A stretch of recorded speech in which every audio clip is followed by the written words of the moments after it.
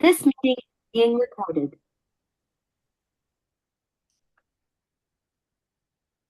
All right, I think we have a critical mass of folks here. Many thanks to everybody for joining this meeting of the West County Water Quality and Recycled Water Supply Feasibility Study.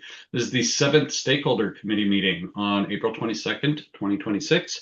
I think I know pretty much everybody on the line, but I'm Sam McGill. I'm a facilitator with Sacramento State University's College of Continuing Education, assisting Sonoma Water and the Russian River County Sanitation District with facilitation of the Stakeholder Committee effort. In just a moment, we will switch to a review of the agenda and do a quick round of introductions for all of you joining us today. But before we do that, I want to hand it to Kent Gilfie from Sonoma Water for some opening remarks. Kent. Thank you, Sam. And thank you, everybody, for joining us again today. And if you're first time joining this meeting, thank you for that as well. Committee meeting number 7, as Sam points out. Thank you for hanging with us through this process. We've been at this roughly a year and a half, I think, getting through the technical phase of feasibility study. And that's been informative and exciting, I hope. We are kind of, with this committee meeting, turning a page. The committee is pretty well aware that we, prepared the draft feasibility, the technical feasibility study. Appreciate all the comments that we got back on the comments that we did receive. And our consultant had subsequently, made some revisions based on comments. And I believe it was early March, we were able to get a resubmission of the draft feasibility study to the regional board. So good progress there. And we're turning the page to move into that next stage, that next element of the feasibility study that we've been talking about since the beginning of this, which is the project advancement report phase. Starting to look at, okay, well, we've had a technical analysis of potential alternatives out there. How do we turn this into something that may be implementable? There are aspects of feasibility that weren't evaluated with the technical study. Things like, how do we pay for this? What is this that we're paying for? I mean, can we move forward a full alternative? Are there pieces of alternatives that we'd want to move forward that might, be prioritized and make more sense to move on in the nearer term? Aspects like that. Are there different governance structures than what exists out there right now to be able to move forward a regionalized system?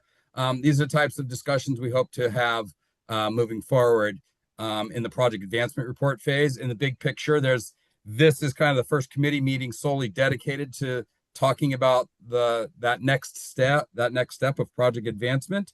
We'll have another committee meeting, I believe, in August. I think Paris will be able to confirm a lot of this for us. And I'm hoping we'll have a workshop here somewhere in between.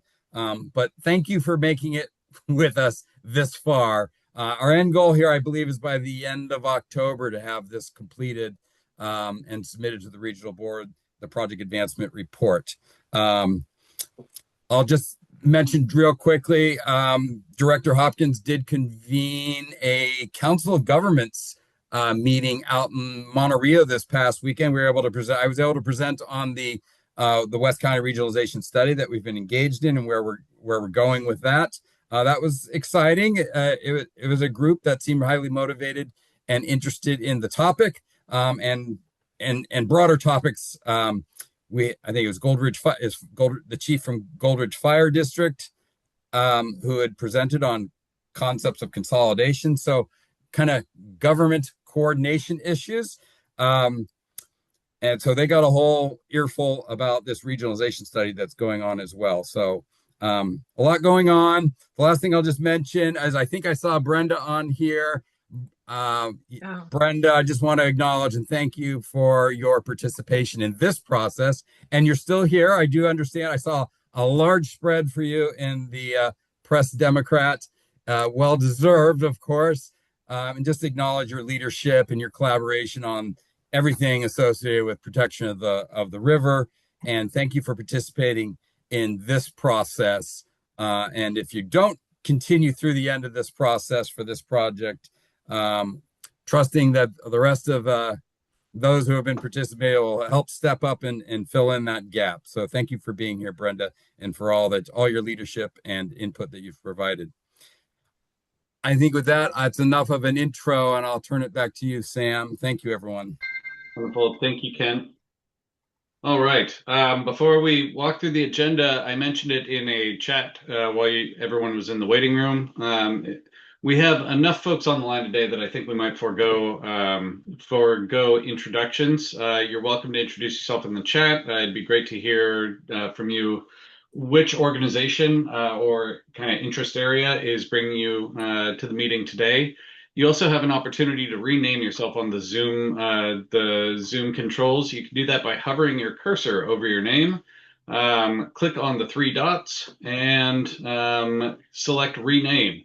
Be great to know who's joining us today. I know there's a few folks who are logged in with kind of generic names like home for your computer. All right, so with that, let's go ahead and jump into our agenda today.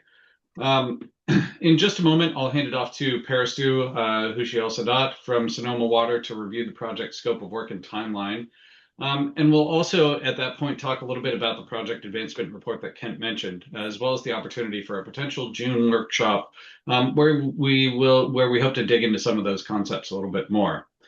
We also want to present some of the revised study alternatives. So since your last meeting in January, I believe, staff and consultants have been hard at work updating the study alternatives with, among other things, the results of the Monterey study and report that recently came out. So Catherine Geis from West Yost is on the line to walk you through what some of those revisions were.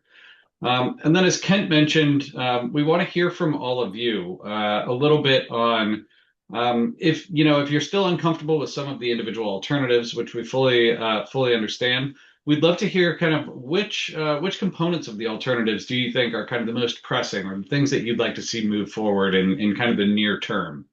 So we have a couple of discussion questions that'll help guide that discussion, but it's really your opportunity to provide additional feedback as we launch this project advancement report process. And then, as part of that, we're joined today by Dania Jimerson from the State Water Resources Control Board, who's going to provide some perspectives on regionalization and some common funding scenarios that other areas throughout the state have used. So really excited to hear Dania's presentation on that. And then we're also joined by Mark Bramfit from Sonoma LAFCO to talk about what some of the local governance opportunities, challenges, and the process might be. So all of that is designed to help kind of set the stage as we develop the project advancement report and get your feedback on that document as well. We'll have a discussion on those two presentations following the presentations, and we hope to wrap up and get you out of here on time by 6 p.m. So pretty packed agenda today, a lot of information to get through, and I think we should probably just go ahead and jump into it. I do encourage folks, if you have questions during any of the presentations, you can go ahead and drop those into the chat, the Zoom chat, and we will revisit them at the break. And if staff is able to provide an answer at that time, they will. And then, as I mentioned, we'll also have a couple of discussion opportunities as well. But let me go ahead and hand it over to Parastu. Hello, everyone, and thank you for being with us today. If you could pass into the next slide, please, Sam. Okay, this is our very familiar slide, which is basically a reminder for us that the scope of work for this project is defined in the settlement agreement between the Russian River County Sanitation District and North Coast Regional Water Quality Control Board. The first component is a high-level feasibility assessment to evaluate potential regional project options. And as we mentioned before, this is not a final design, but rather an initial evaluation to understand technical feasibility, operational considerations, and relative costs. The key deliverable for this phase is a feasibility study report that you can get further information about the project on our website. The second component focuses on stakeholder engagement. This program is intended to inform a stakeholder about the project and gather their input. The outcomes of this effort will be documented in the project advancement report, which I'm going to turn it back to Sam to provide more information about that. Thanks, Stu. Kent kind of mentioned it at the outset that this sort of marks a bit of an inflection point in the overall process. The feasibility study just covers, what the engineering team determines as the most likely technically feasible alternatives for waste and recycled water in the West County. The project advancement report is really an opportunity to better understand community perspectives on both the study alternatives, but also, and importantly, things that weren't analyzed in the feasibility study, including but not limited to governance and finance. So how we pay for it, who's going to be doing the paying, and how is this thing actually going to be managed, assuming that any of the alternatives move forward. So it is important, and over the course of the summer, that's really what we'll be doing, is focusing in on your suggestions and options for the project advancement report. So just a very brief and high-level outline of it. The project advancement report, or as we also refer to it, the PAR, is going to include some standard things like an introduction, a brief summary of the feasibility study findings, an overview and review of your stakeholder committee recommendations to date that pertain to the feasibility study, but then also talk a little bit about next steps, in particular funding considerations and an implementation plan that will include a section on governance options and alternatives. And then very similar to the way the feasibility study was structured, there'll be sort of a final section that summarizes conclusions and recommendations from the report itself. A quick note, Kent mentioned it in his opening remarks as well, and Stu will when we go over the schedule in the next slide. But we hope to hold a June workshop that would likely be an in-person event to sit down with all of you and focus in on community preferences, especially around governance and finance. This will be an opportunity to rely on all of your expertise and knowledge of the local area to help co-design some of these elements. And that'll be really critical as the PAR, or Project Advancement Report, moves through the next several steps. So that's kind of a quick snapshot of what you can expect in that document. We will, of course, be checking in with you and include comment periods longer than we likely had for the feasibility study to make sure that your input is incorporated into that document. With that, let me go ahead and hand it back to Stu for a look at the schedule. Oh, and I'm sorry, Stu, before that, I wanted to provide an opportunity for Andrea Rodriguez, who's leading outreach for Sonoma Water and Andu Bay. Is there anything else on the PAR that you wanted to mention before we move along? No, thank you, Sam. You summarized it perfectly, and really just want to reemphasize this is a point where the stakeholder committee really has their input and provides direction in the project advancement report. So thank you for that. Okay. All right, let's take a look at the schedule now. Stu. Yeah, thank you. We changed the format of this slide, but basically it shows that the overall timeline of the feasibility study and how the work has progressed. So you all remembered we started in October 2024 with defining the service area, and then we introduced the study purposes and then began initial discussion around regionalization concepts for the four small wastewater source systems in the West County. Through spring and summer of last year, the focus was really on developing and refining alternatives to narrow those down and evaluate opportunities, including how regional projects could serve unserved communities. Later in the summer, we expanded the discussion to include recycled water and climate resiliency. Then in the fall and into early 2026, we worked through the draft feasibility study, including multiple rounds of review and revisions with this group. We submitted the revised draft feasibility study, which included addressing the comments we received from this group to the North Coast Regional Water Quality Control Board last month. We are going to review the revised draft today in this presentation and then move forward to the developing of the project advancement report, or as Sam mentioned, PAR. The revised draft and the frequently asked questions are being uploaded to the project website as well.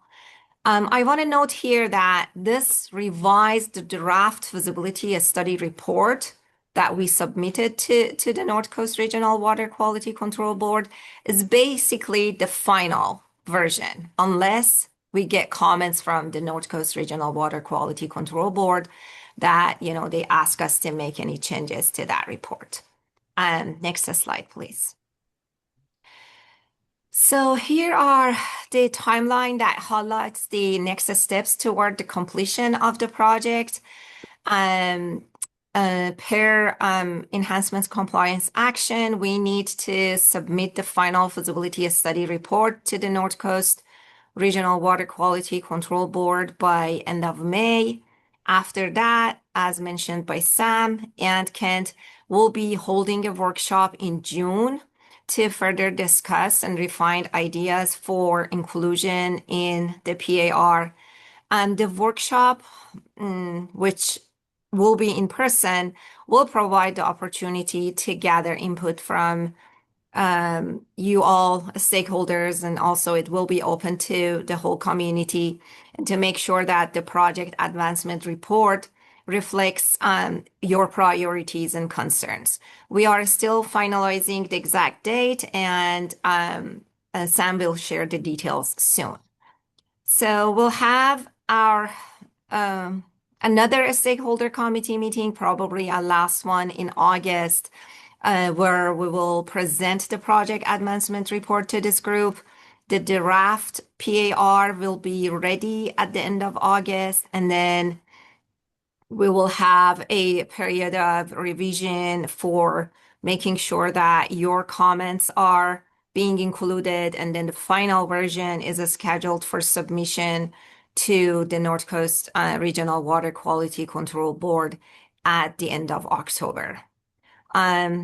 With that, I'm going to return it back to Sam. Thank you. Thanks, Peristu. So just one note on that proposed June workshop. We'll, of course, be reaching out to everybody to schedule that as soon as possible. I know the summer starts to fill up really fast, so we want to make sure it's a date that works for all of you. And I'll be getting a poll sent around very shortly here. And Peristu touched on it, and I mentioned it as well. But as the project advancement report is prepared, it will include public comment and review period as well. All right. So next up on the agenda, I want to hand it over to Catherine from West Yost to walk through the revised draft feasibility study alternatives. Catherine. Good evening, everyone. Nice to see you all again. Move to the next slide. So we got a lot of great comments from this group, as well as some additional input from the Sonoma Water staff, and worked to develop the revised draft report, which, as Peristu said, is available for you to look at if you have not already. I will note that the report, we added an appendix that includes a summary of all the comments we received in our response to those, as well as the actual copies of the comments. So you're welcome to take a look at that if you're curious about things that maybe aren't talked about in this presentation here today.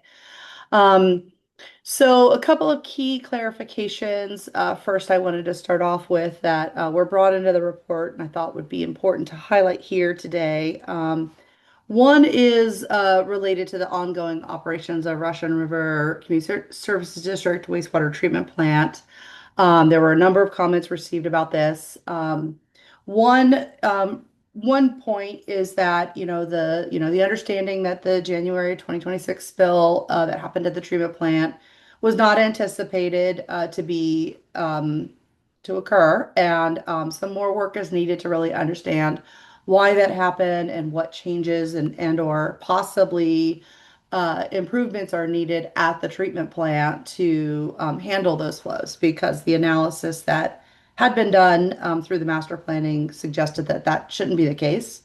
Um, because that work is really outside of the scope of the facility plan, and it's ongoing, it's not something that we could incorporate into our work, but we did make sure to acknowledge that as that work gets defined and there's a better understanding of what happened there, that there could be some additional costs that aren't really reflected in our report. The second point, and very importantly to note, is that Sonoma Water wanted to make it clear in this report that that an investment in the I&I improvements, both at the treatment plant and in the collection system, were absolutely critical for that system, and that those would need to occur before any flows were accepted from outside the service area. So I think that was just, again, wanting to make that a very clear point in the report that maybe wasn't clarified well enough before. The second sort of major change or clarification that was brought in, there was some information about like seismic risk and risk of some of the sites that were, perhaps glossed over a little too much. And so it's sort of what we used in some of our early decision making on what alternatives were viable. So we brought some of that additional information in, particularly like in the earlier chapters where we were ruling out some options to sort of explain a little bit better why. So that information's been incorporated now as well. Next slide. There were some pretty major updates to the cost estimates. One of the big changes in terms of the overall cost estimates was that a final report for the Monterey Villa Grande wastewater solutions was published in January 2026. And as if you've been on the previous stakeholder calls, which I'm guessing most of you have, you know that we based our cost estimates for collection systems within the unsewered communities very much so, or at least in a significant amount of way, on the information in that report. And what the revised report, when published in January, had some new costs. They were significantly higher than the cost basis we were using previously. So we updated the report to incorporate this new information. So the life cycle cost tables, they did incorporate these higher collection system costs. The other change was there was an error in some of the work that we identified as we were kind of working through some of the questions we had, and that's that the main transmission main allocations were not being brought into the sort of breakup of project costs correctly. So while we had it in the total cost estimate, it wasn't being allocated properly. So if you go to the next slide, I'll explain what I mean by that. So what you see here is at the bottom is the table that shows the November 2026 report results, cost estimates, and then the updated report. So right off the bat, you can see that there's about a $40 million difference between the two sets of cost estimates. That $40 million difference, like overall, that is effectively the change in those collection system costs. That were not, that was the additional cost that got added in and spread across all of the unsewered communities. The other difference you'll see here is that there's more of a cost share shifted towards the Russian River Community Services District for those options, with particularly for the options that include the transmission main. And in that case, that is what that is reflecting is that the fact that we were not splitting those costs out properly. We were missing part of the transmission main in that cost split. And so we were ended up undercounting Russian River CSD's share of that cost split. So if it's a lot of folks on the unsewered community cost differences, you can see on alternative 1A, where Russian River CSD is not contributing under that alternative to that main transmission main. The difference for the unserved community is about $40 million, but then that differential decreases with the other alternatives where that transmission main is there. And that's essentially because some of that cost that was previously allocated to the unsewered got shifted up to Russian River. So yes, so that's those are the main changes in the overall cost tables. And again, the primary differential is that $40 million. So the next slide. So we want to talk a little bit about the findings and just provide a little bit more clarity on, why we've come to the conclusions we've come to and what these cost estimate information tell us. And so first we'll talk about the Russian River Community Services District. And you can see here that for alternative 1A, they're looking at a $15 million project. Whereas under all of the other alternatives, it's close to 200 or 215 million. So a very significant difference in cost, 180 to $200 million. And so for the Russian River CSD and that community, $180 million is quite a bit of money, as I think we can all appreciate. But more so that the cost of, making improvements within their collection system to address the I&I issues and the constraints they have there would be a fraction of that cost.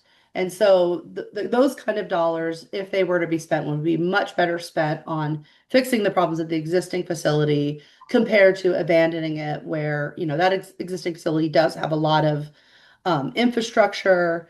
It's an advanced treatment system. It provides a high level of nitrogen removal, disinfection, filtration, and replicating that somewhere else because of an issue not related to that just doesn't make a ton of sense. And the other thing to note that as we look at across the board, and let's look at the unsewered share, we see that the costs go down significantly for the unsewered share under alternatives, and the costs go down significantly, well, less so for Forestville Water District, but much more so for the unsewered. And that's because, as I mentioned before, Russian River CSD is effectively would be under those alternatives, offsetting the costs for the unsewered communities. And that's because they would be paying for the lion's share of that transmission main that takes the flow, whether to a regional facility or to the Forestville site. And so for as a small unsewered community, having a very small portion of a large transmission main is much, much more cost effective than having a large portion of a small transmission main. So that differential is there, and that's why those are less expensive. But it really remains the question is like, does that, should that really fall on the burden of the Russian River CSD community to cover those costs or not? And then finally, with the Forestville Water District, Great Community Service District, alternative 1C, which is providing advanced treatment at the Forestville site, providing filtration, disinfection, nitrogen removal, the same level of treatment effectively that Russian River is already providing. That would be a lower cost than the zero discharge option. And so for that facility, that may be a better approach. Next slide, please. So the other big shift, and I think this is especially for the unserved communities, is very significant in that one, that we had presented estimated capital costs per ESD. And so those costs did go up for the same reasons I described earlier, both because the higher collection system costs, but also the transmission main, as I said, wasn't being allocated well. It wasn't actually being brought into those cost estimates. So that was unfortunate on my part for not recognizing that my team had missed that, but we did fix it. And the new costs to reflect all of the costs that should be allocated to those communities under the approach, and it aligned with the previous table. We also added some clarity to the findings of what this table was telling us, because we felt, just based on some of the comments, it would be helpful to have that. So if we jump to the next slide, I can go through some of those changes. So the table on the left represents what was in the November 2026 report, 2025, sorry, report, and then the updated report on the right-hand side. And so, as I mentioned, the cost did go up fairly significantly. And then you can see, like under alternative 1A in particular, there was a big jump for the communities, again, that would be responsible for that transmission main. We added this highlighting to the tables to reflect, help sort of differentiate between, one group of unsewered communities versus the other in terms of what they were doing with their flows. So in the case of alternative 1A, the communities that would be contributing to the Forestville Great and Community Services District treatment plant are shown in blue, whereas the remainder are shown in white. And then under alternative 1C, all of the communities would be going to the Forestville plant. So they're all basically treated the same. So I guess just let you absorb these. I'll talk a little bit more about the overall findings as I move to the next slide. So go ahead and switch to the next slide. So then for alternatives 2A, 2B, and 3B, which are the export alternatives, we also did the color coding where the purple represents, all the export options. And then the green in alternative 3B would represent the communities that would continue to contribute to a treatment plant at the Forestville Grayton site, where in this case, that facility is also a zero discharge, reuse type of facility. So again, there's a big jump in cost here, and that again predominantly has to do with the force main, but then also the added cost of the individual collection systems going up. So the next slide, please. So kind of overall, kind of presenting it in this way and looking at it a little differently, it is obvious, or becomes obvious to when you look at clusters 1, 2, 3, and 12, and you look at the cost for 1A compared to all the other costs, there is significant savings, and it's by far the lowest cost option for those clusters to continue discharging to the Russian River CSD wastewater treatment plant. For the remaining clusters, we see that alternative 1A is actually the most expensive option. And again, that is for the same reasons I was describing earlier.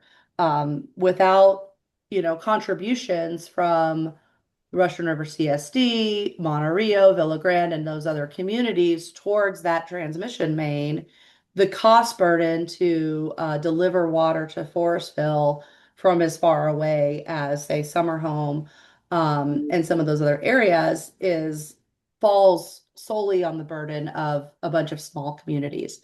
And that's quite a challenge. And so that is just something that folks need to be aware of, that while that approach is more expensive, it will need to be dealt with. The other point that we want to draw away from this is that for, again, the unsewered communities 4 through 11, that, the alternative 1C, which is discharging to a Forestville plant that, is advanced treatment facility, is similar or maybe even lower cost for some than it would be to export out of the region. And so what that is telling us is that, both approaches are viable, cost effective.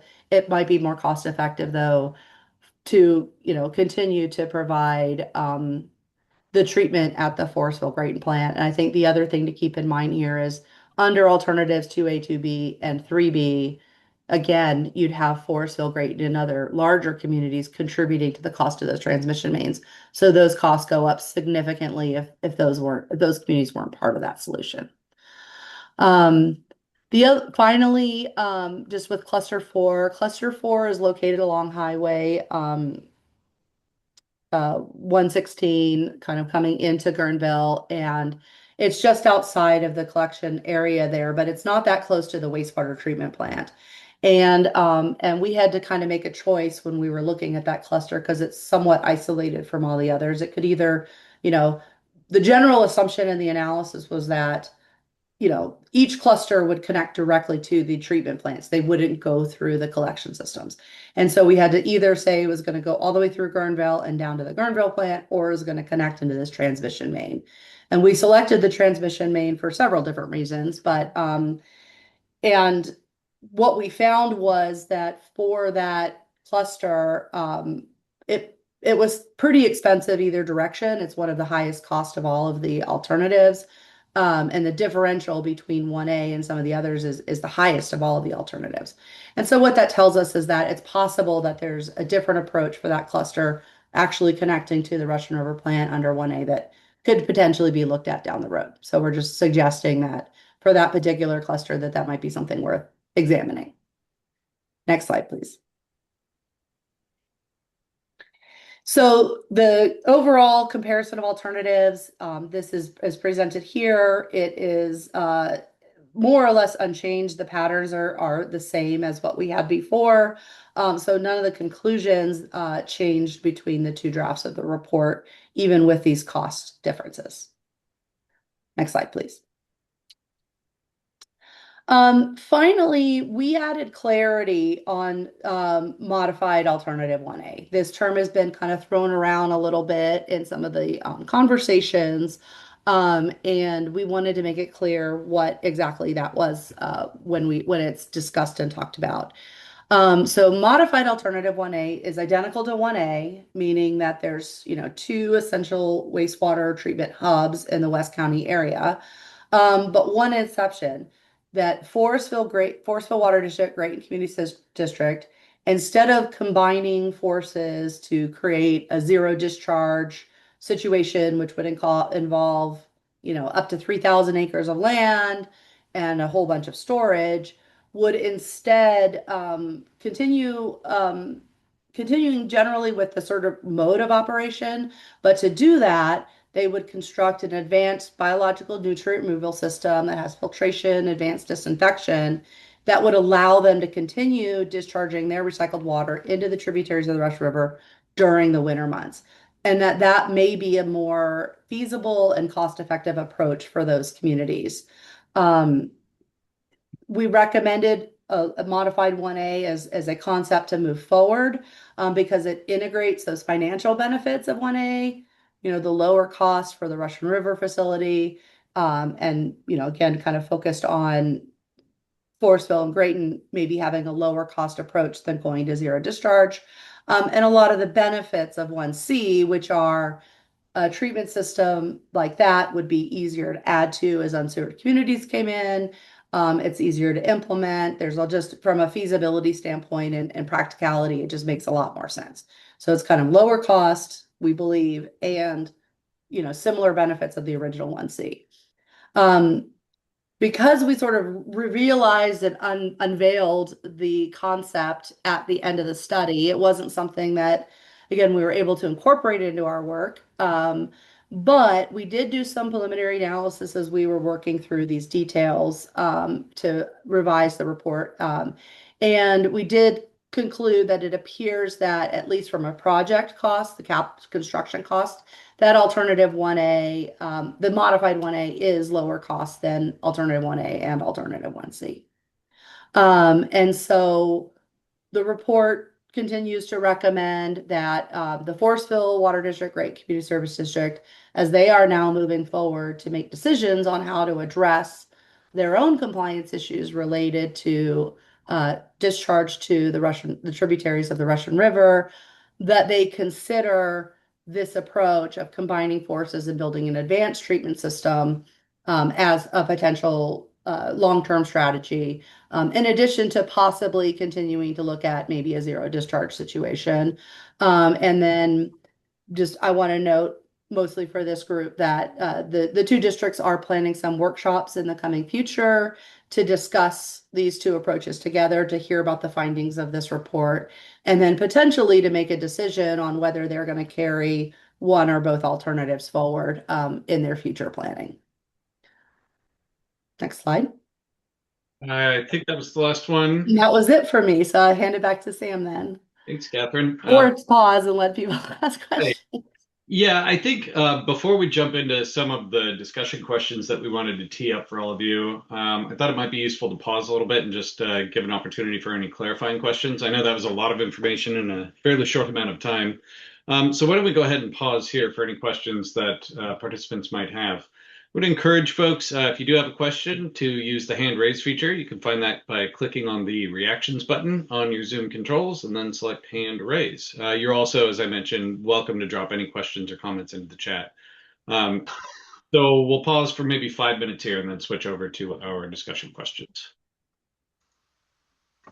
Hand up from Dan. Go ahead, Dan. Yeah, just a quick question. I'm unmuted. I noticed that all the options included Camp Meeker, and I'm wondering, and not Occidental, and I'm wondering how that works.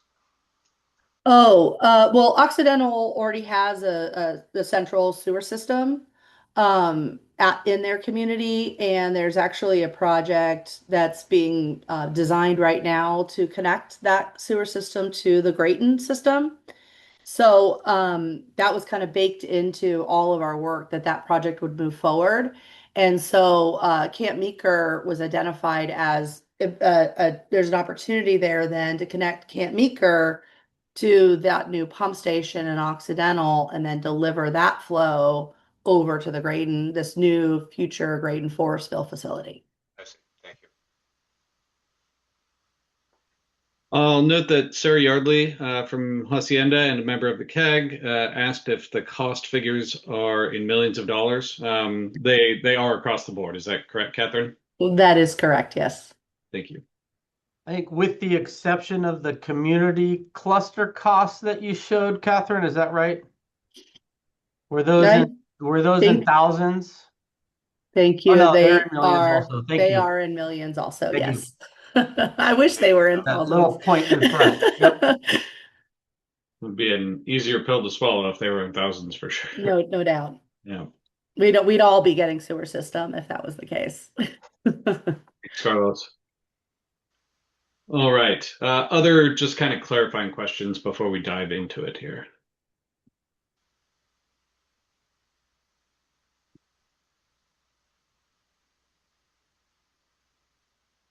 Okay. Well, there will certainly be more opportunities if anything comes to mind, but let's take a look at a couple of questions we wanted to tee up for all of you.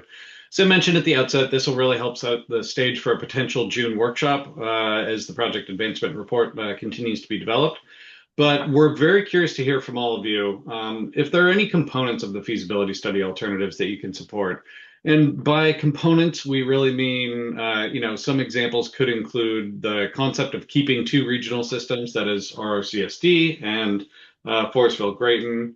Another concept that you might support would be exporting to Windsor or Santa Rosa, consolidation of existing systems at both Russian River and Forestville to a single plant. Things like ensuring upgrades to existing infrastructure, kind of prioritizing that above everything else, going with the lowest possible cost alternative, or building facilities that result in zero discharge. We've heard from different people, different support for those ideas in the past. We'd love to hear a little bit more about that from all of you. Secondarily, if you're still having a lot of heartburn about any of this, and we fully realize the costs are significant, I think nobody's kind of kidding themselves about that. But if the alternatives are still just giving you heartburn, we'd love to hear what information you might need to support some of those components for the project advancement report. And here I want to be, I want to point out that The feasibility study is complete, but your input is going to be really critical for the development of that PAR. And I've mentioned it a few times, but our goal with that document is to highlight community supported elements for both the alternatives and governance and finance plans for any future actions by any implementing agency. So would love to get your thoughts on these questions or anything else that might come to mind after Catherine's talk. Any thoughts? Kyle's got her hand up. Kyla, why don't you come off mute? I'm not sure he can see your hand. Yeah, I've got it. We'll go to Brenda and then Steve. Brenda. Yeah, can you hear me? I can, yes. Thank you. Okay. I personally have difficulty with all these cost estimates because I am not an expert on the things they are evaluating. In other words, the components of a treatment plant and the components of a collection system.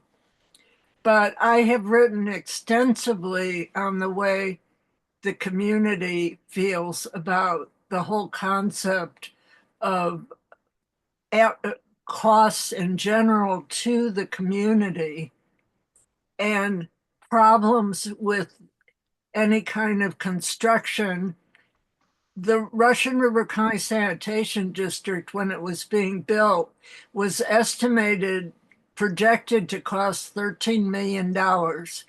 It ended up costing $30 million or $31 million and had 30 change orders. So I have a hard time relating to this because the reality for community members is that this is just a big guess. This isn't based on, I mean, there were so many things that weren't considered, such as running into tree stumps in the roads that were not visible when they made the estimates. Just all kinds of things come up. And I'm not saying, I know the consultant is making a best effort, and I'm not trying to be critical, but the reality of life is that these things never end up costing what is projected in the beginning. And that concerns people a lot. Yeah, and that, the cost issue, obviously we've heard that from day one. I mean, when we first started reaching out to all of you, that was sort of the number one thing that everyone pointed out.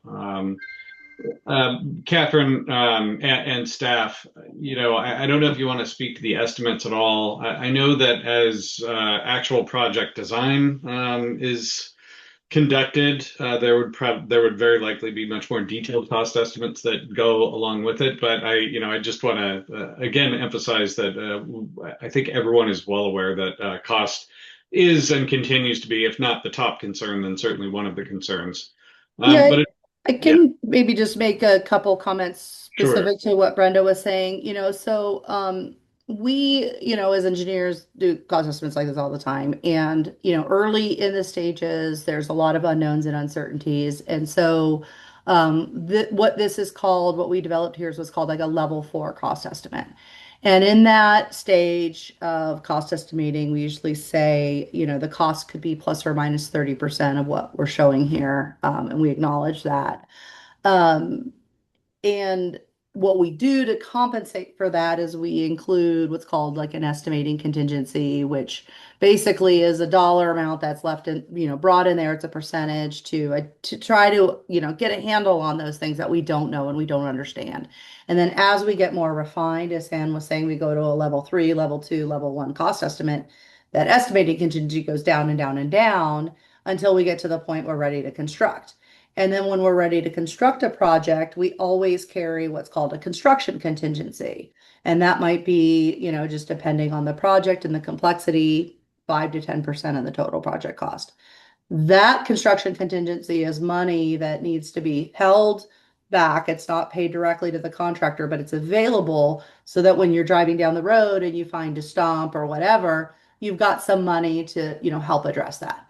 So it's just kind of a standard procedure for engineering. I wish we could be more precise, but I did try if it helps to be as conservative as possible. I didn't want to make assumptions to make this seem like it was going to be a low cost project when there are so many uncertainties. So we did carry a fairly healthy estimating contingency. And indeed, I applied a higher estimating contingency even on the costs that were from the Monterey report because I felt like there wasn't enough added there. So I don't know if that gives you any resolution, but I acknowledge that it is absolutely, somewhat of an estimate that's the best we can do right now. But we do have very clear procedures that are applied industry wide for these kinds of things. So Thank you. you're welcome. Thanks, Catherine. Let's go to Steve and then Chad. Yeah, I've got a bunch of comments, but I'll try and consolidate them a little bit. First is sort of macro. It concerns me that costs, and I understand why you build a total cost based on what these different areas are going to cost, but the presumption that costs are going to be assigned based on where you live or based on where to the ESD owner is concerning to me. Number one, and just in terms of how we present it to people, etc. And I wonder if you ever took an approach that said, at the macro level, what is the best option for the health of the river and the health of our community, independent of cost? Number one, and the best for the long-term O&M of a solution if the capital costs were taken care of in some other way. In other words, Windsor export, Laguna export, those things were abandoned because of cost. And so making cost-driven decisions when you're doing this kind of study doesn't make sense to me. I would start with it. Here's the highest level best solution, and then begin to figure out, okay, now what are the solutions what are we losing when we get these other solutions? That's one. Two is at the micro level. It's the cost, and I'm not convinced in this study that costs to the ESD owner are included in the costs especially in terms of upgrading Burnville, for instance. What are the costs to those payers going to be? And in terms of the non-sewered communities, what are the costs in terms of abating existing septic, installing, maintaining, and running a grinder pump if you need to pump up, building, trenching, all that kind of stuff, any repiping that needs to be done on your property, number one, and then the governmental related costs that include the sewer hookup costs that were proposed at fairly high levels about 3 or 4 months ago, and I believe the board sort of punted on it, as well as the thing that's mentioned in the abstract you sent around property tax increases. The burden on an individual homeowner could be very, very high when you add all those things up. Are those included in the cost and presumed to be paid for out of whatever funding thing happens, or is that going to be put on the individual? And that's important to be able to include in the study and to be clear if the community is going to support it. I hope that's clear. I'm happy to answer those questions. I mean, I think everything you're describing there, Steve, are very good points and probably are part of the great feedback for the project advancement report. The things you're talking about is exactly where that type of discussion belongs. okay. And so I don't know, Sam, if you want to say more about that, but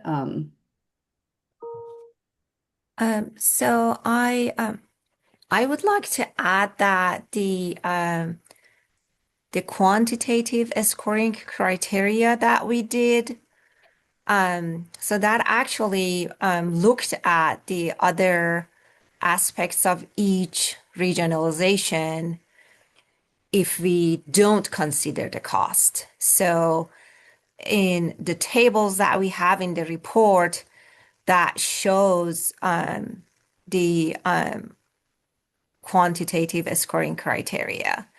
And when we presented that table to the community back in, I want to say sometimes like in August of last year. They wanted to see the cost to be incorporated. And if you have that graph, Catherine, that shows different alternatives with respect to the cost versus the scoring criteria, it was kind of brought to our attention that, okay, we want to make sure that the cost of each regionalization is included. So that kind of resulted in putting the exporting alternatives to at a lower rank just because they were costly. But I want to say that that came out of the comments that we received from this group. Yeah. Yeah. I think Oh, sorry. I think for the export as well, I think one of the things that I tried to make this point when I was going through the findings, but you gotta have you have four, including Occidental communities that have collection systems and treatment plants and have made significant investments in that infrastructure and are already paying quite a bit of money every month for, sewer system. And so, for them spending, hundreds of millions of dollars to connect to a regional system, doesn't make really very much sense at all, right? When they can spend $20 million and just keep their facilities upgrading their own facilities. And so if you take all of those communities out of the equation and say, does it make sense to build a pipeline over to Windsor?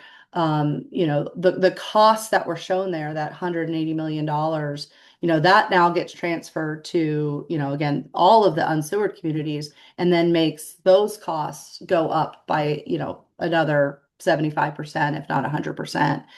So I think that the problem here is that, in terms of what's the best thing for the overall region, in thinking about those export options, is that it's just, it's really difficult when you have already made such a significant investment in infrastructure to say, let's abandon that and move away from it.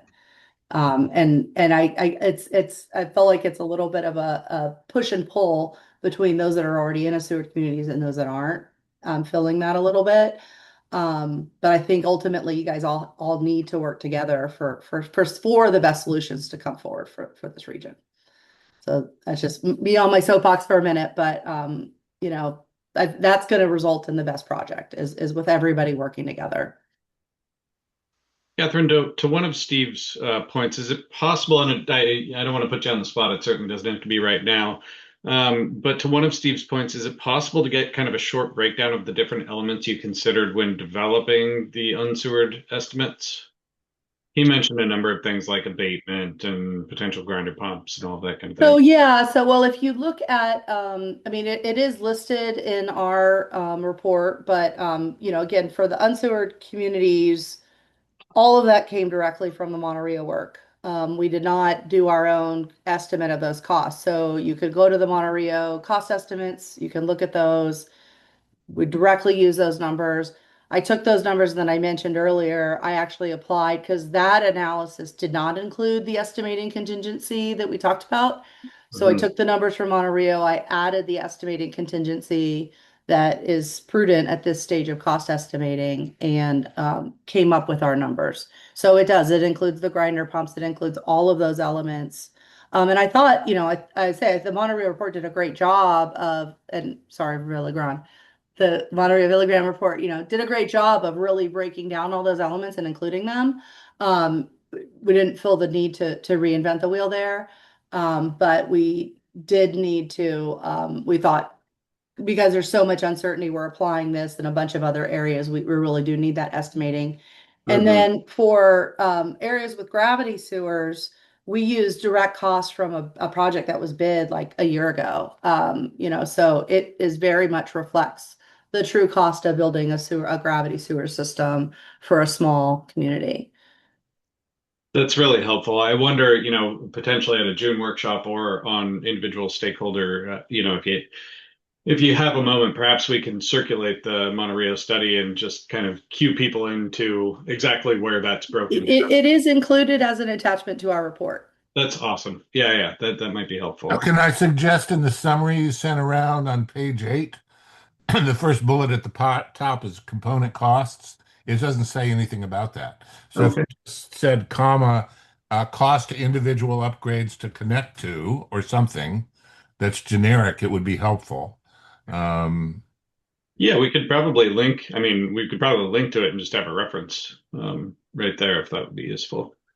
Yeah, I just think people want to know, is it like, okay, it's outside in front of my house. Is it on me to get it there? That's all. Got it. So I know that we have a couple other hands up and we do need to move to our next presentation soon, but in the queue we have Chad, and then I have Brenda, and then back to Steve. A question for all of you, and Steve, kind of building off your comments that I'm hoping folks can just kind of noodle over a little bit. But given this desire to have the most, I think, Steve, you referred to it as the most protective project possible for ratepayers and the environment. I'm really curious to hear if there are any components of the existing alternatives, and I listed out some examples on this slide, that you think might help achieve that. Are there things that kind of rise to the top for you as the most important thing, whether that's zero discharge, whether that's, improvements to existing facilities? But I'd love to hear a little bit. I'd love to hear a little bit from all of you on that, either in the chat, you can email it in afterwards, or if we have some time for additional discussion, that would be great.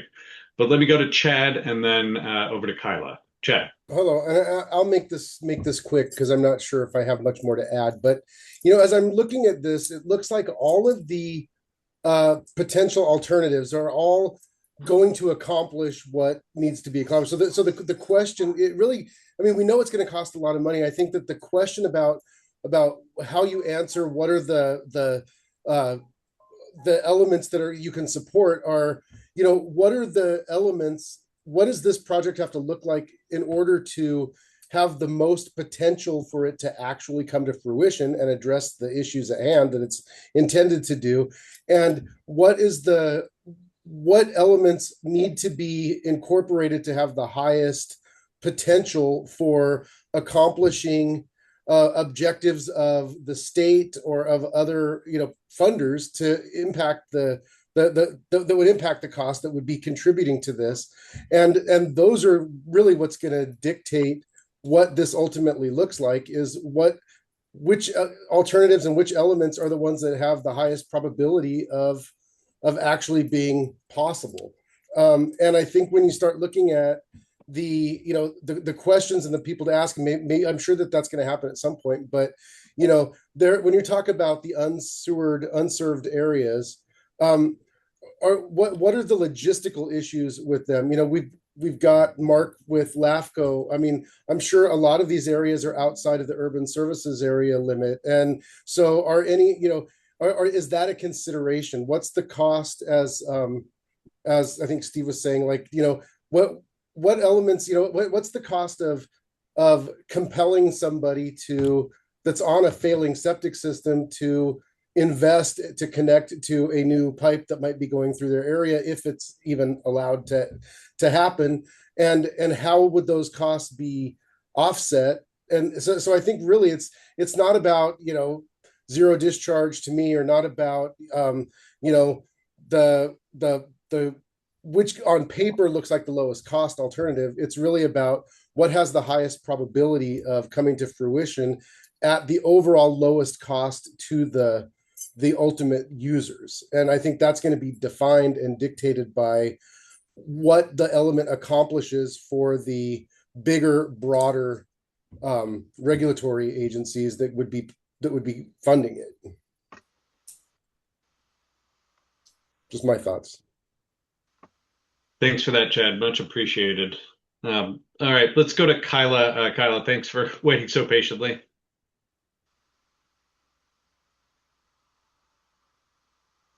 Thank you so much. I, for some reason, can't get my hand raised up in today, so I will have to get special services to assist me in that.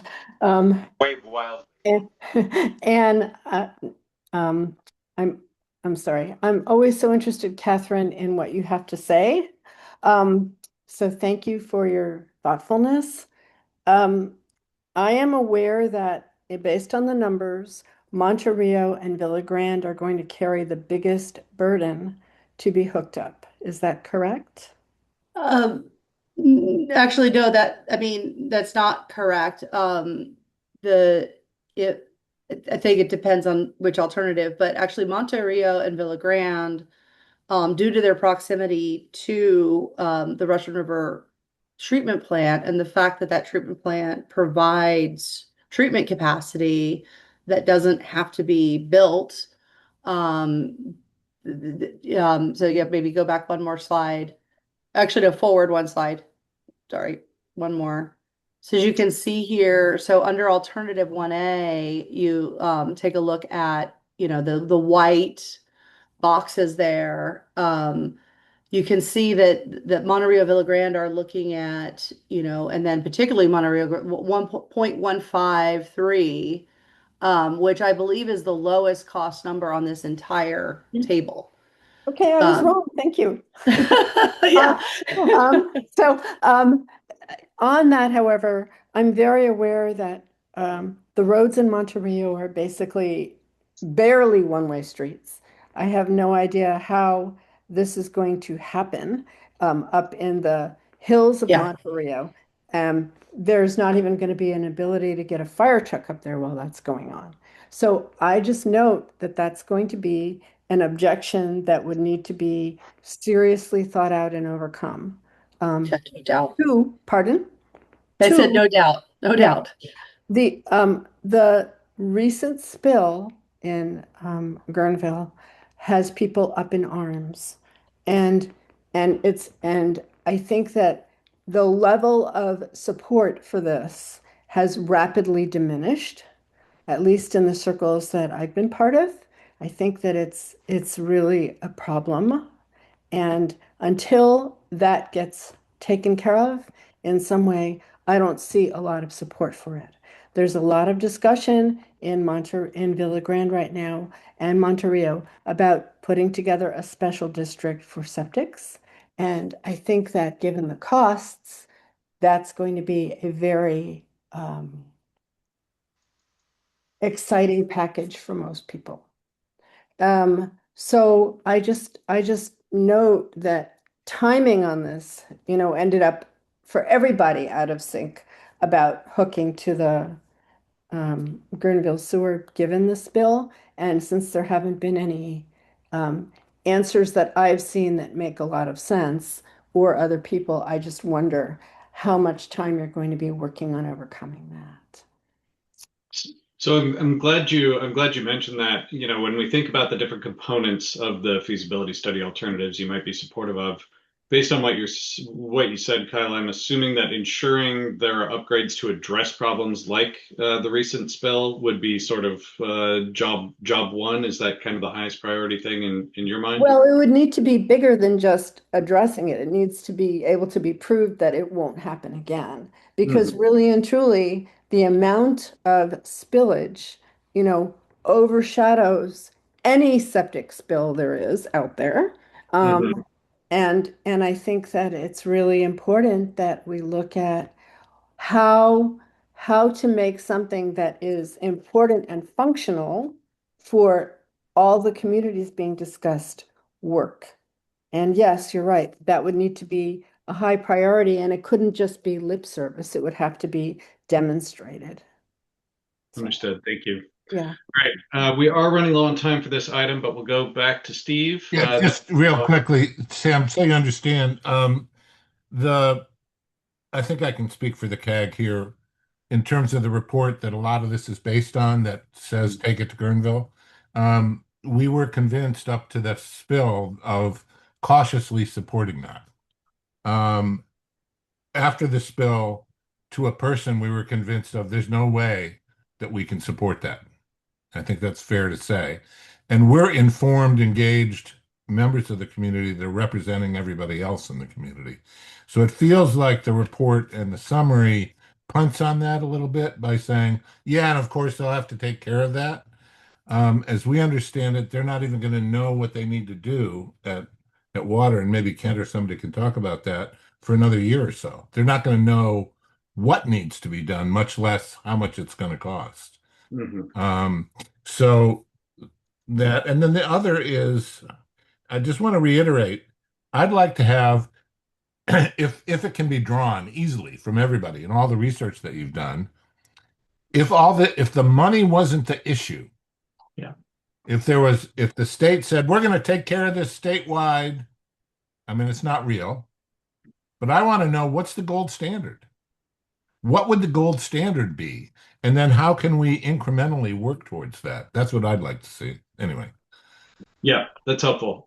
Follow up to that. So, folks were cautiously optimistic about sending flows to Guerneville before the spill. After the spill, much less so. Does that mean, since alternative 1C specifically is about sending all flows to Forestville instead, do you get the sense from the community members you speak to that has at least the possibility for more support? Or that was not we haven't had those. I haven't had those conversations with okay. No, it's fine. I would defer to my Forestville friends. Okay. Well, and I guess I do want to comment about something. To be clear, I mean, the issues with the Russian River Community Service District system is not at the treatment plant, right? It's in the collection system. So whether they treat their flows at that treatment plant or they send it to another treatment plant, those issues will still continue to persist. They won't go away. So in terms of the gold standard, it's really not about any of these alternatives. We've talked about all of these alternatives achieve the same high level of treatment, whether you're going to the Santa Rosa plant, the Windsor plant, a new treatment plant at Forestville and Grayton, or the Russian River plant. All of them provide nitrogen removal, filtration, advanced disinfection, the same high quality water that's required by the regional board for discharge across the state. And I will say that, compared to other regions in the state even, it's a very high level. And across the country for that matter. So, I think we got to keep that in perspective, that from a treatment perspective, all of these alternatives are the highest standard. And the issue that is the concern here shouldn't be the treatment plant. It should be focused on the I&I in the collection system and how to fix that to eliminate the spills issue. We're aware. It's just going to be a while to figure that out. Understood. And I think the point we were trying to make, and really this came directly, and perhaps someone from Sonoma Water to speak up, but about that $180 million differential, that's a lot of money that could be spent on collection system improvements. So not only does it, right, so instead of spending $180 million to deliver flow somewhere else and you still have a collection system problem, why not take some of that money and spend it to fix the collection system instead, and as a community work together towards that, as opposed to saying, well, let's just spend this money, get all the wastewater out of the region, but you still haven't fixed the heart of the problem. I hear you. And let me just chime in real quick, Sam. Sorry. Agreeing with the collection system focus, I just want to point out there is something, we're on the cusp of something very unique, which is a very large influx of funding. Some $47 million. We're on the cusp of being able to secure that for investment in the collection system. It will not address everything about capacity. There is also monies we've got budgeted to do a more comprehensive I&I study, inflow and infiltration study on the system. So there is focus on what more needs to be done. But as to influences that have affected past spills, this $47 million investment, so long as we're able to secure it and we are on the cusp, is a huge investment, at least in the right direction. I'll just say that. All right, I see a hand up from Brenda. We really do need to move on. So Brenda will have the last comment here, and then we'll hand it over to Dania Jimerson from the State Water Board. Brenda. Well, I just want to say that this was the first time that we had this major spill where the river wasn't flooding. Mm-hmm. And there's a new group now under the regional board, I believe, or maybe it's under the county, that's looking at the sources of bacteria. In other words, the studies that have been done up to now have not been totally revealing in terms of what's causing the problem for the river. But this is a very complex problem, and I have felt all along that our first priority needs to be getting the collection system repaired, because there are places in the collection system where Monterey and Villa Grande would be adding their wastewater, their water to be treated. And those are key areas where the big problems have always occurred. So it's mandatory, really, that the collection system be repaired before any new hookups go to Guerneville. And I just think that's an important consideration that needs to be included in this. Thanks for that, Brenda. And we're joined by Kelsey Cody from the Region 1 from the North Coast Regional Water Quality Control Board. And Kelsey notes the ongoing study on bacterial pollution in the river is being conducted through by the county with a consultant through funding with the state. Okay. Thank you all for your questions. We do have to move on at this point. So it's my pleasure at this point to introduce Dania Jimerson from the State Water Board and Mark Bramfett from the Sonoma Local Agency Formation Commission, or LAPCO. I'm going to suggest that after Dania's presentation, we take a short break for any questions and discussion around finance. And then after Mark's presentation, we'll have another break to talk a little bit about governance options. So Dania, I understand you wanted to share your screen. I'll go ahead and stop on my end and hand it over to you. Fantastic. Oh, sorry that I didn't want to share that.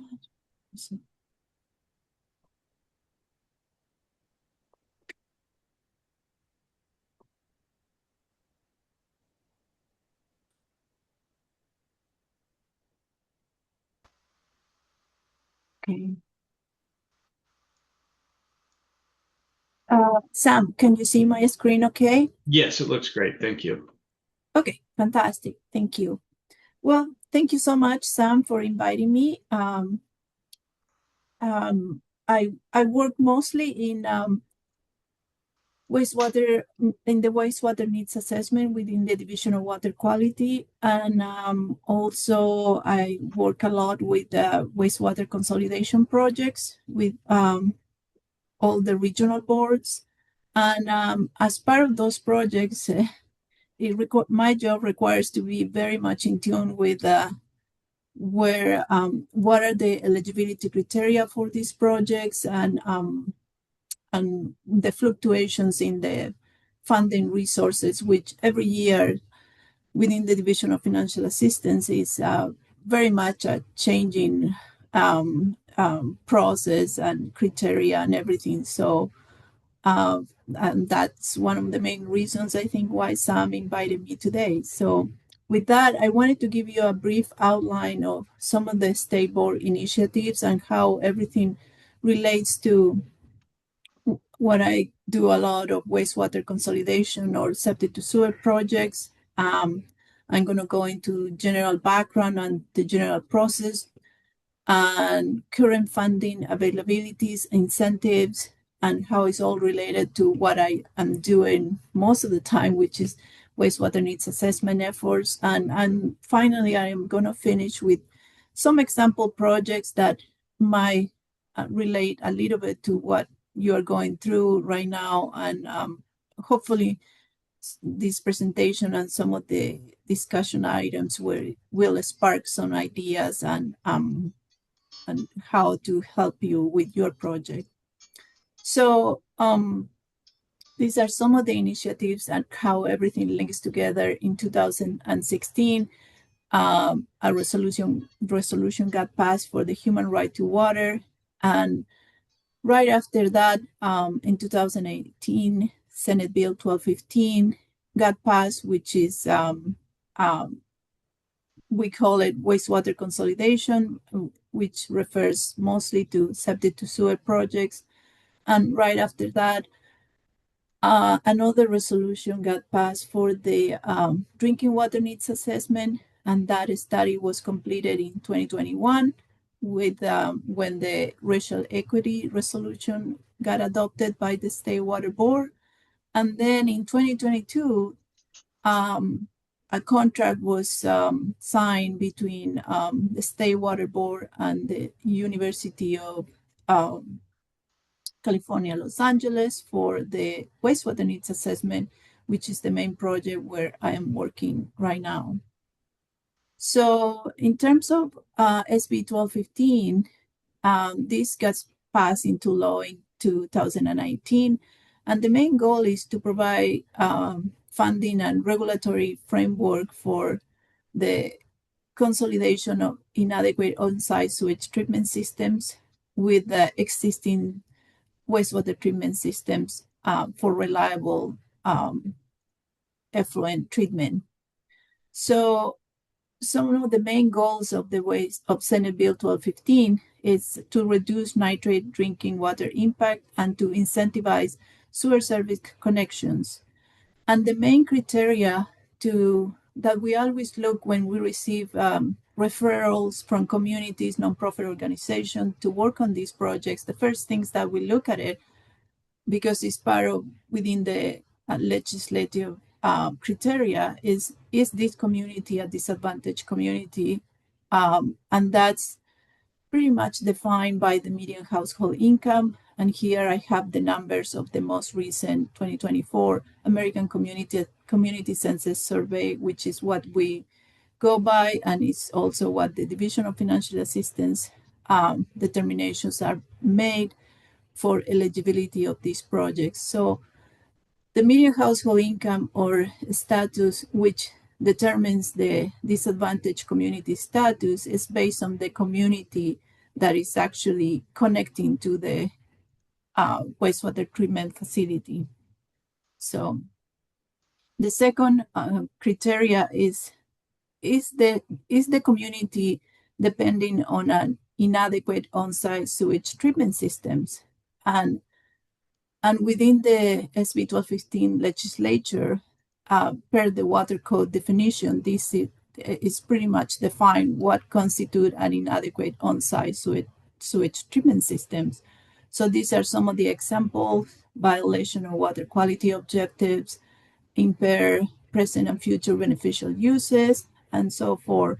And here are some examples of what on-site sewage treatment systems are, which most of us are very familiar with septic tanks, but Region 4, Los Angeles region, they pretty much have cesspools, which what they use for on-site sewage treatment systems. So these, like I said, they are just some examples of on-site systems.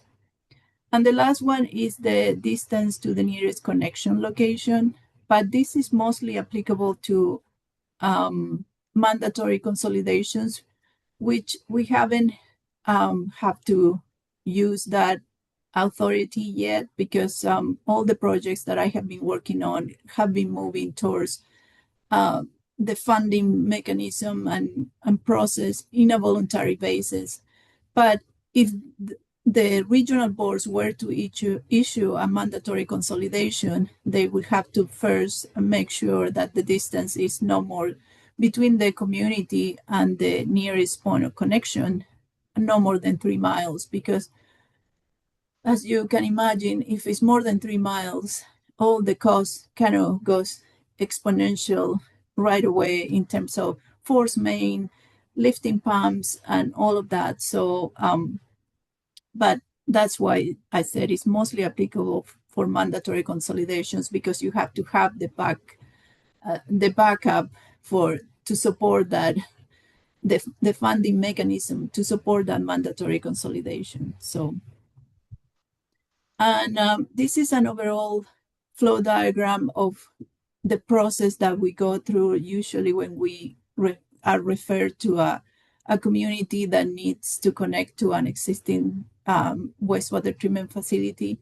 So we start with usually we contact the regional boards because these projects, as you mentioned, and Catherine mentioned earlier, in some of the alternatives, there's going to be always wastewater treatment plants involved in the process. So the first step in the process is start a relevant stakeholder negotiation among the wastewater treatment facility.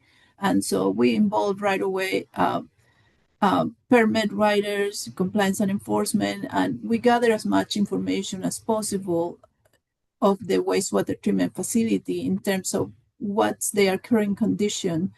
Do they have the capacity to extend their sewer services, or do they have wastewater infrastructure needs themselves that they need to address before even considering expanding sewer services? So all of those things are very important when we are kind of in the gathering stages of just compiling all this information. So when we go to the table and start talking about the potential project, we know already all these facts and their needs, and we can have a better outcome on those meetings. So if they agree to move forward with the project and they see some of the benefits that potentially they will get out of providing sewer services, and we are able to reach consensus, not just the community agreeing to move forward, but also the potential sewer service providers, then we start involving the Division of Financial Assistance, and we transfer the project to them. And here, of course, I have all the contact information for the 5 regional boards that have resources allocated to consolidation. So, and of course, Sam, you mentioned Kelsey, who is in the meeting today. So he's Region 1 representative for consolidation purposes. So this is a summary table of some of the, what are the eligible applicants for, and this is mostly because I work with a small community grant funding projects. All the projects that I work, I mean, I wouldn't be able to convince the wastewater treatment facilities if there were a loan component involved.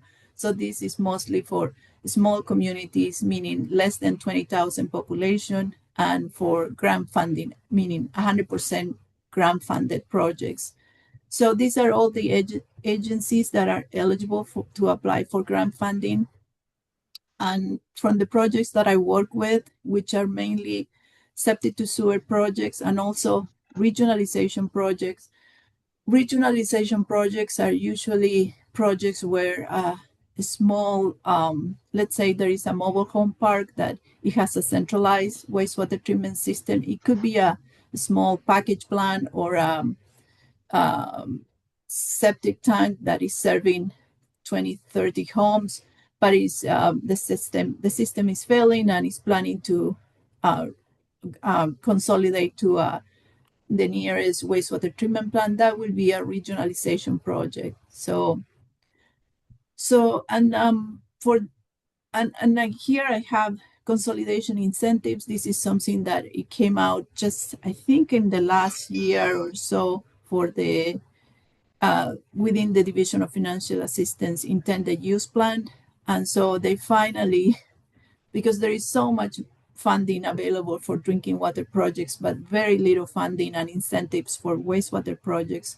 So they finally put an incentive for wastewater facilities. And what it is basically, let's say that there is a wastewater treatment facility that have their own needs in terms of wastewater capital improvements, and that they are not necessarily related to the extension of sewer services to this unsewer community.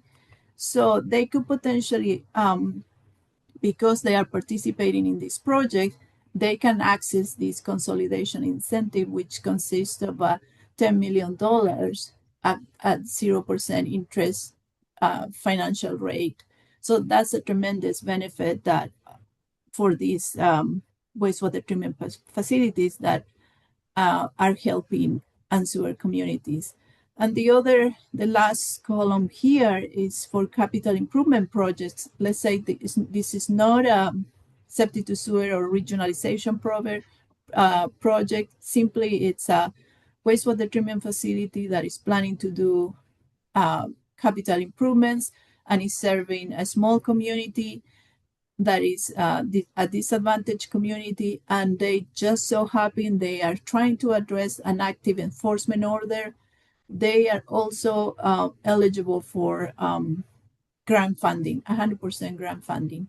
So, and let's say that they are not addressing an active enforcement order, they are also eligible actually to apply for grant funding, but let's say their project is $50 million, they will only be eligible for 50% of that, for meaning the Division of Financial Assistance could potentially finance $25 million in grant funding, and the other 25 millions, they will have to get a loan. So all of that are tremendous opportunities. And like I said, we are always trying to help everyone kind of get the information to them so they know where do they fall within the different eligibility criteria.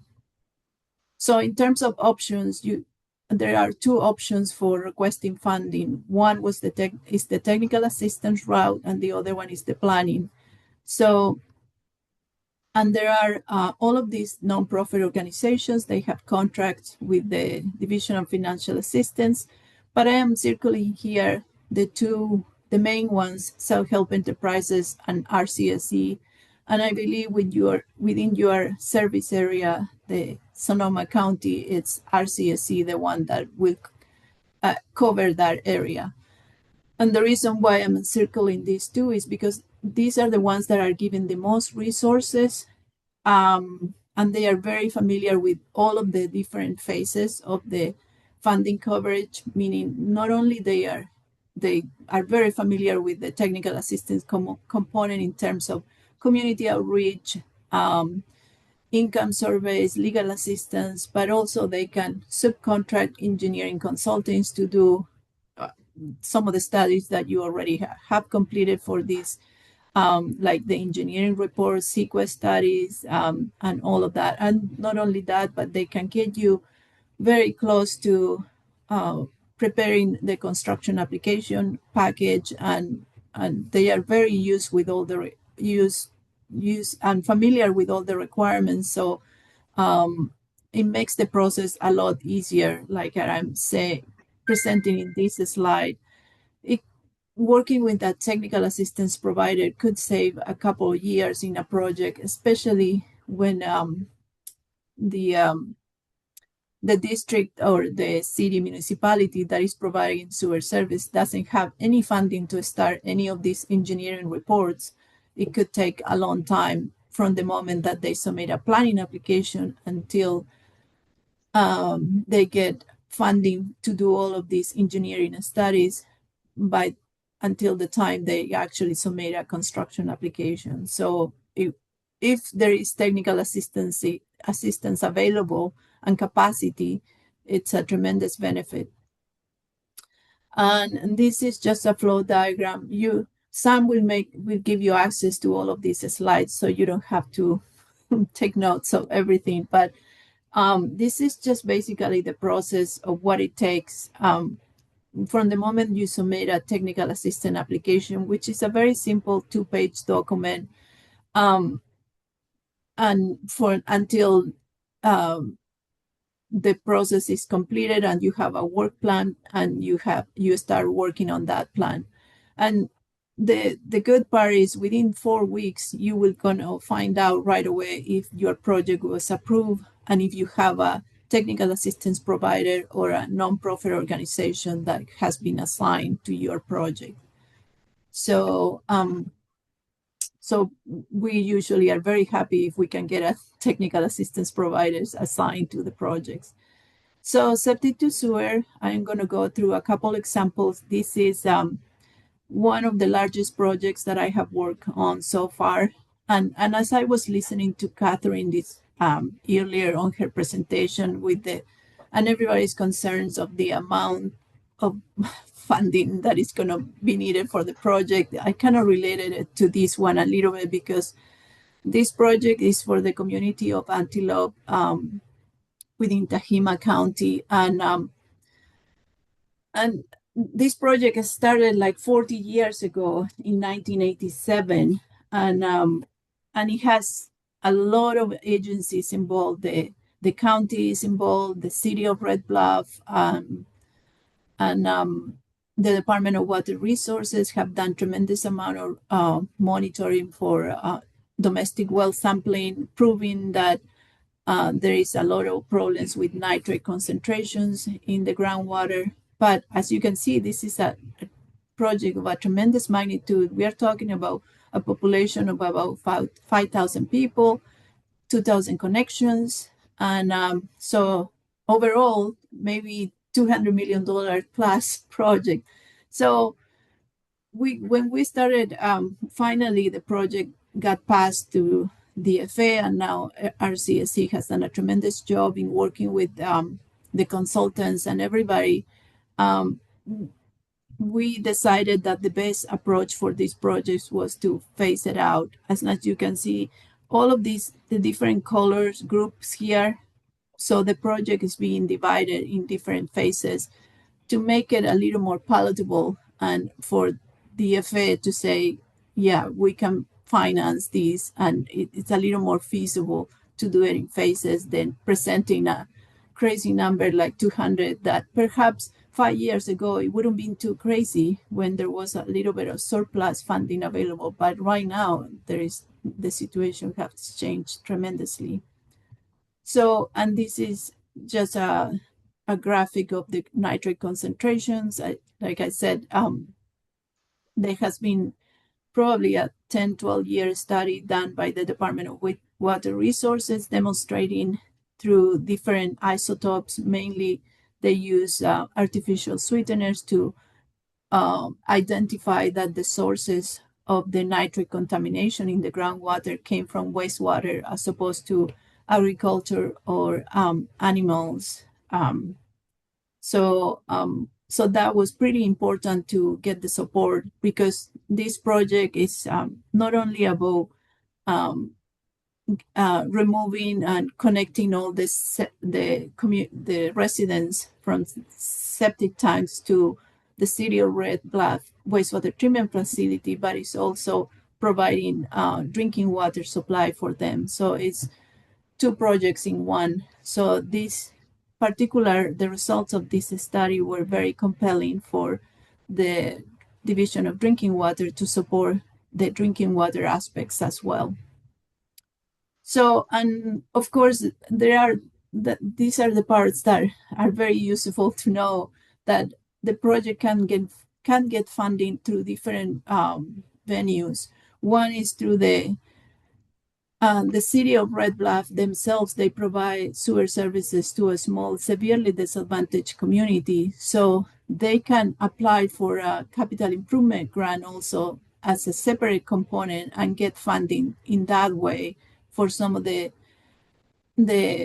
upgrade and expansions that they need. And of course, through the consolidation grant, that will be a separate project that could be pursued for additional funding if needed. So this is just a schematic of what I showed before, what we go through the process of, in terms of stakeholder negotiation, all the meetings that we have to get through. And now we are in it looks like the final stage, but it's really the beginning, because it's the consultant engineers are working on the engineering and feasibility, which they just finished the first drafts for the drinking water and the wastewater. So it's a huge milestone, but the only way that we got through that point is by phasing out the project, because the numbers were a little bit too scary for the Division of Financial Assistance without breaking it down. And this is another example. This is the city of Chico. I'm sorry. I'm terribly sorry to interrupt, Dania. This information is fabulous. We are kind of out of time for the item. But I'm wondering if you have just kind of a high level sense of lessons learned or how much funding might be available. You saw some of the cost estimates earlier for this Mhm. West County project. And I think everyone's aware that it will likely take cobbling together funding from many different sources. But do you have a sense of the applicability of everything you just mentioned to this project area on the Russian River corridor? Yeah, well, in terms of maximum allowable funding, if I can go back to this slide, I mean, right now for septic to sewer regionalization projects, the maximum allowable funding is $50 million. Mm-hmm. So, and I doubt that, I know that the Division of Financial Assistance is putting together the new draft for the intended use plan. They haven't say anything about changing the maximum allowable funding, so I think it will stay still at $50 million. Mm-hmm. So, so yeah, that's the maximum number that you have to work with, and so the rest of the funding part will have to come from loan or some other mechanism. But like I said before, I think it will help. It will be a little more swallowable for the funding agencies, whether it's the state within the Division of Financial Assistance or if you go to federal sources. If the project could be phased out and you have options to say, we are going to address this portion first, and this is how much this portion is going to cost, and then this other portion. And I mean, you still can cover the entire study because they want to see the overall project, what it's going to look like. But if you can break it down so it's not, the number is not so scary, I think that's, in my opinion, especially with those two examples, the city, the Antelope community and the city of Chico, that it's connecting like 6 different mobile home parks. It's very amazing that they are doing that. But at the beginning, we receive a big no, because it's like, well, what's the point of doing 5 or 6 different projects? Why we don't just do one feasibility analysis, one CEQA study, one set of reviews? So save a lot of resources there. I know the number is going to grow times 5 or 6, but Mm-hmm.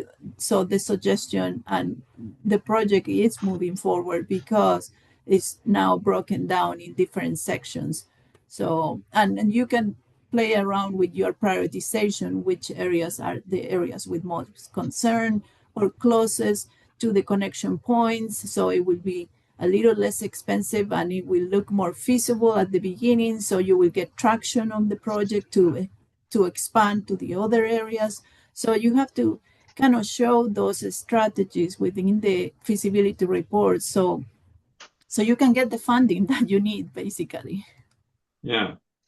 Wonderful. Thank you so much. That's extraordinarily helpful. I know we're running a little bit behind now, but since we have Dania here, I just wanted to see if anyone had any clarifying questions. And as she mentioned, I'll certainly share the entire slide deck that also includes that example from the city of Chico that we don't have time to move through today.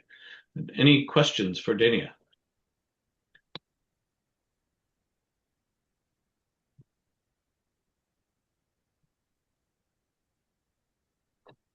Okay.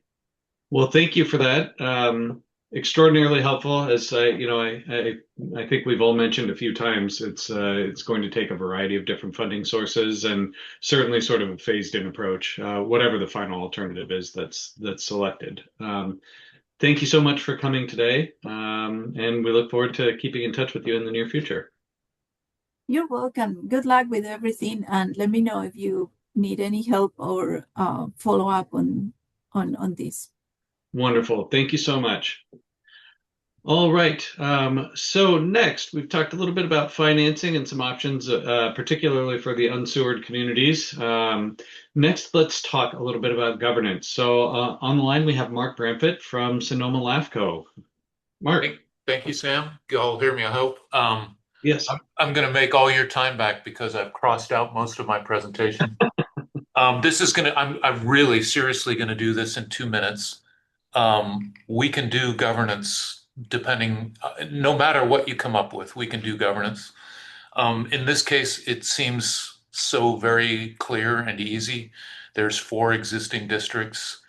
We can do one of two things. We can add territory to one or more of the districts, or we can consolidate two or more of the districts and potentially add territory to them. So that's all really clear. You're doing the tough work right here in all the things that you've talked about today, figuring out what the best alternative is, and I think perhaps most importantly, coming up with the funding.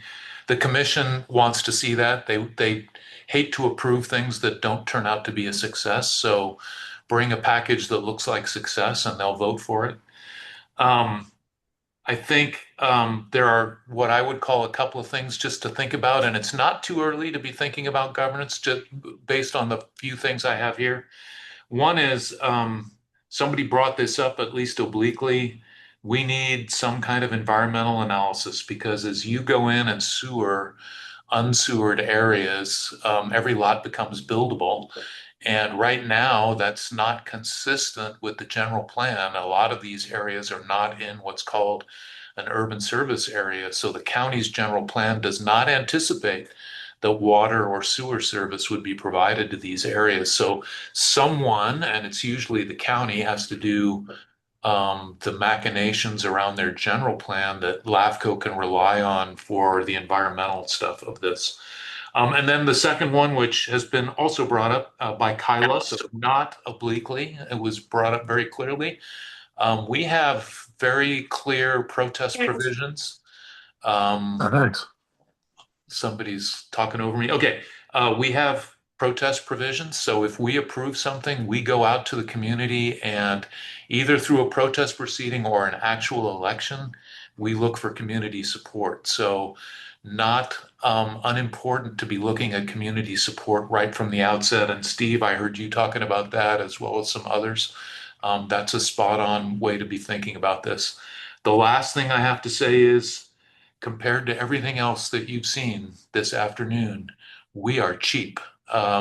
We write our dollar figures out to the dollar, not in millions. And rarely do I charge anybody more than $10,000 to $20,000 for anything. So when you find your half to $1 million, just keep a little pocket change on hand to deal with LAFCO at the end.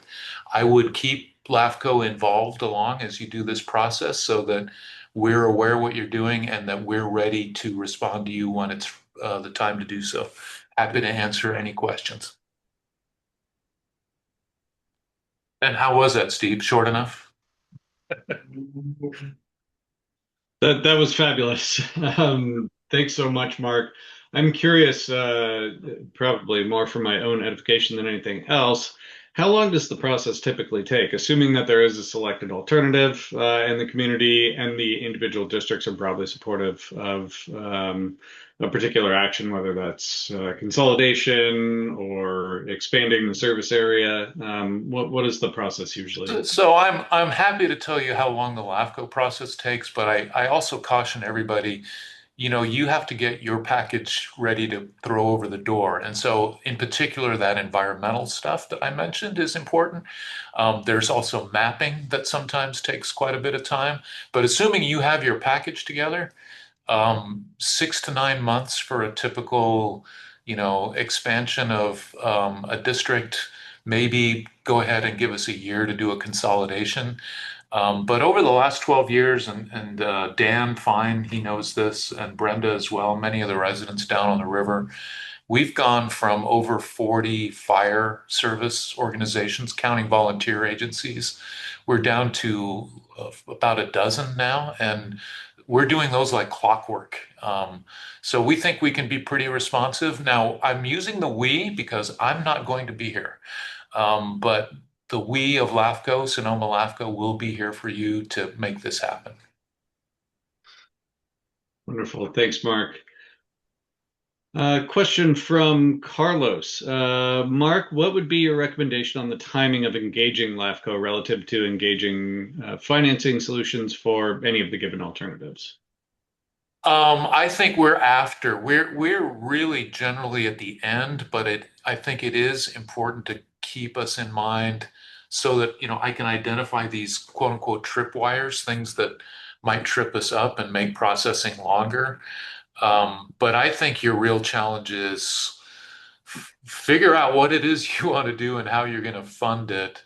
And then, LAFCO's there at the back end to make the governance work. And we can make that work no matter what it is you come up with, I think. So. And it sounds like, based on everything you've shared and what Dania did, clearly the state has a strong interest in septic to sewer and consolidating and everything. And it sounds like LAFCO is of the same mindset, although from a different perspective. Yeah, ours is obviously a much more local perspective, but we do have as one of our key goals, beyond some other things like protecting ag lands and preventing sprawl, we're intensely interested in cost-effective, and efficient solutions for local government. And my personal experience over the last 12 years is consolidation seems to be the way to drive at least some of that. And so, I mean. Um, Chad will tell you that Forestville and Grayton have been having conversations about consolidating for several years, and they will probably come to fruition regardless of what this process has in store for us. So there's momentum to do those kinds of things in general anyway, and that's one of LAFCO's key missions. Thank you.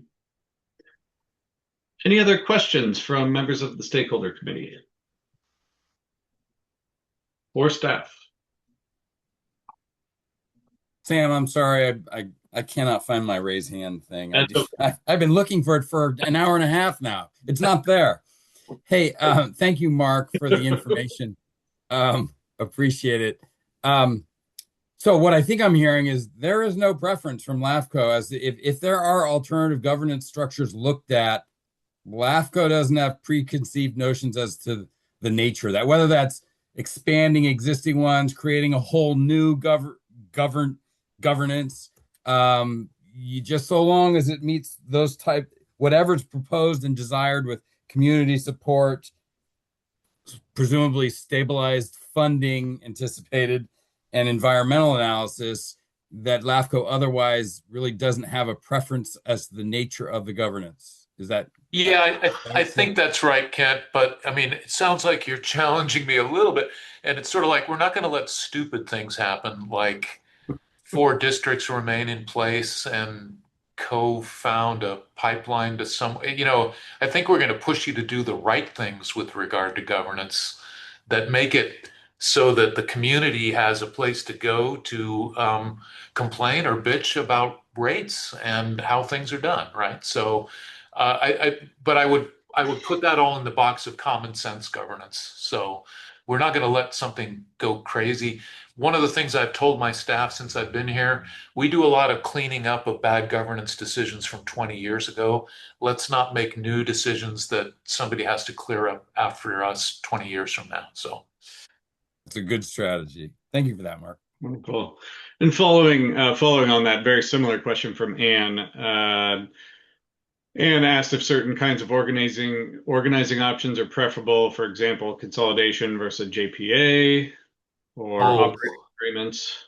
Yeah, my personal experience with JPA is we used to recommend that. It's like, why don't you date before you get married? And I don't, I hope that's an okay analogy for, I'm not trying to be, JPAs, at least in a lot of the instances that I've watched where 2 boards have to meet and make decisions about common interests, it seems to me more like just get engaged and get married rather than go the JPA route. But JPAs, the great thing about those, you can do JPAs and you don't have to come to LAFCO. All you have to do is tell us that you did it.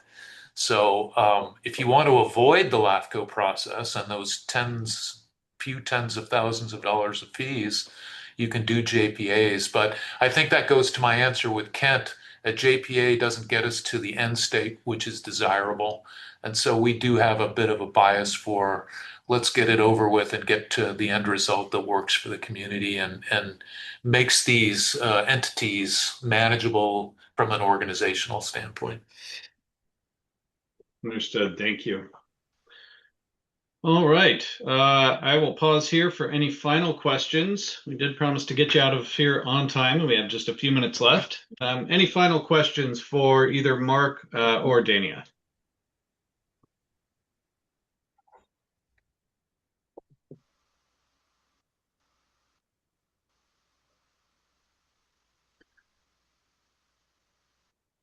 All right. Well, just a quick reminder, we would like to hold a workshop in June, very likely an in-person event within the project area. We'll reach out to stakeholder committee members to get a date on the calendar as soon as we can.